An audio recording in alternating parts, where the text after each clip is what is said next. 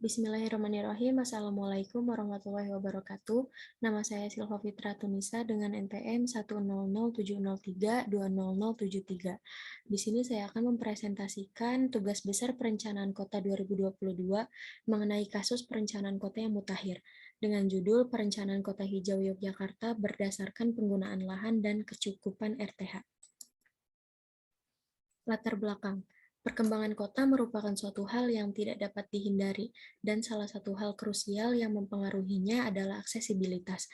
Semakin padat penduduk kota, maka kualitas lingkungan semakin rendah, atau di saat pertumbuhan populasi penduduk kota sudah melebihi kapasitas daya dukung lingkungannya. Pembangunan infrastruktur kota untuk memfasilitasi kebutuhan warganya seringkali mengambil ruang hijau, sehingga berkurangnya jumlah ruang terbuka hijau yang ada di perkotaan.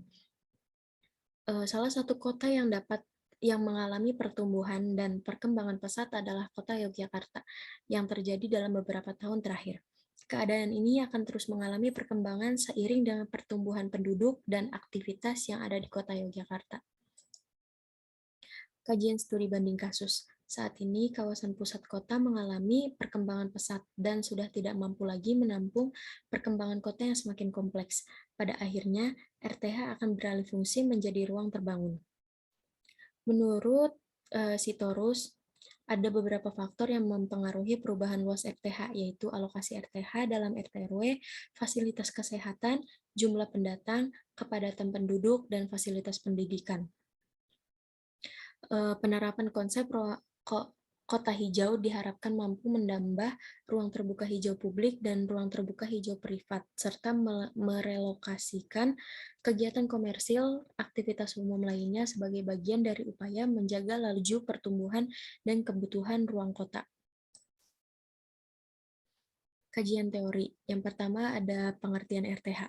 Ruang terbuka hijau atau disingkat RTH adalah suatu bentuk pemanfaatan lahan pada suatu kawasan yang diperuntukkan untuk penghijauan tanaman. Menurut Undang-Undang Nomor 26 Tahun 2007, luas minimal RTH di wilayah perkotaan agar dapat menjalankan proses-proses ekologis tersebut minimal 30% dari total luas wilayah kota terdiri atas RTH publik 20% dan RTH privat 10%. Luas RTH kota minimum tersebut adalah untuk menjamin keseimbangan ekosistem kota, baik keseimbangan sistem hidrologi, sistem mikroklimat, ataupun sistem ekologis lainnya. Selanjutnya ada kota Yogyakarta yang berkedudukan sebagai ibu kota Provinsi DIY dan merupakan satu-satunya daerah tingkat 2 berstatus kota di samping 4 daerah tingkat 2 lainnya yang berstatus kabupaten. Secara administratif, kota Yogyakarta adalah ibu kota Provinsi DIY yang berfungsi sebagai pusat pemerintahan, pendidikan, dan perekonomian. Pertambahan penduduk kota dari tahun ke tahun cukup tinggi. Pada akhir tahun 99, jumlah penduduk kota 4.490.433 jiwa dan sampai akhir Juni 2000 tercatat penduduk kota Yogyakarta sebanyak 493.903 jiwa dengan tingkat kepadatan rata-rata 15.197 km persegi. Sebagai salah satu kota kuno di Indonesia, kota Yogyakarta merupakan kota yang lahir secara terencana dengan baik dalam pemilihan lokasi hingga rencana tata ruangnya. Kali ini metode analisis yang digunakan adalah teknik analisis data. Teknik analisis data adalah metode yang digunakan untuk mengolah data menjadi informasi yang mudah dipahami dan bermanfaat sebagai solusi permasalahan. Informasi yang insightful juga dapat menjadi pedoman dalam pengambilan keputusan untuk bisnis ke depannya. Selanjutnya ada proses perencanaan atau perancangan. Yang pertama ada interpretasi citra dalam menganalisis dan mengevaluasi luas dan persebaran penggunaan lahan existing dan RTH existing di kota Yogyakarta dilakukan interpretasi citra berupa citra QuickBird terbaru berdasarkan jenis penggunaan lahannya. Citra QuickBird kemudian didigitasi oleh screen, yaitu proses pengubahan data grafis digital dalam struktur data vektor yang disimpan dalam bentuk poin, line, atau area. Hasil interpretasi citra kemudian dibandingkan dengan kondisi yang ada di lapangan. Selanjutnya ada analisis area-area berpotensi untuk pengembangan RTH dalam menentukan area yang berpotensi menjadi area RTH digunakan interpretasi citra.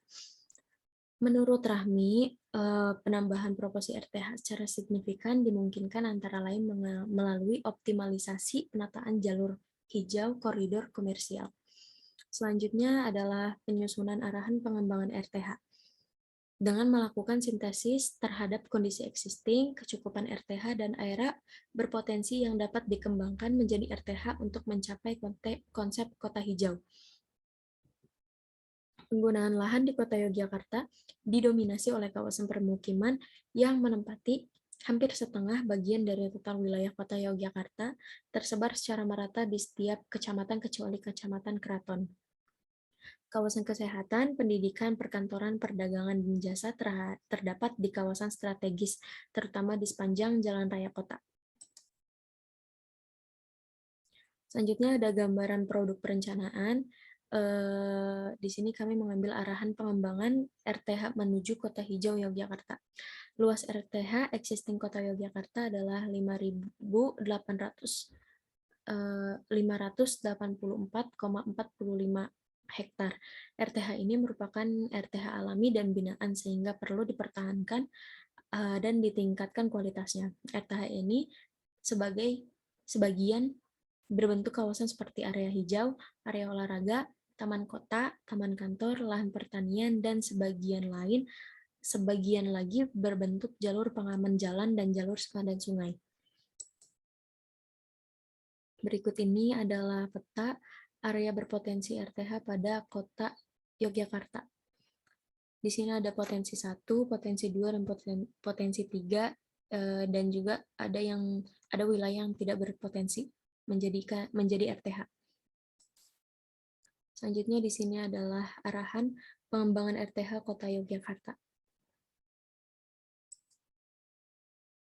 Selanjutnya ada pembiayaan.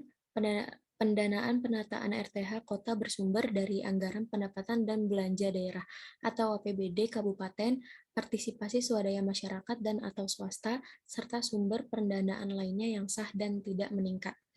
Berdasarkan hasil interpretasi citra, kota Yogyakarta didominasi oleh lahan terbangun, sehingga sangat sulit untuk menemukan lahan yang dapat dimanfaatkan sebagai RTH.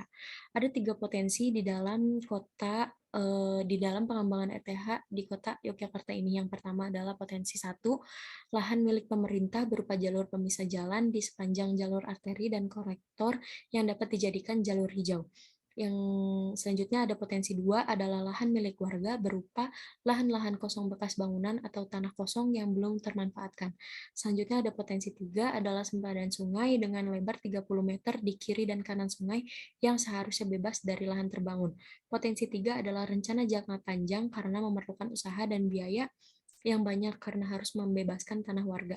Walaupun luas RTH existing sudah ditambah dengan area berpotensi RTH, jumlahnya hanya 7.710,47.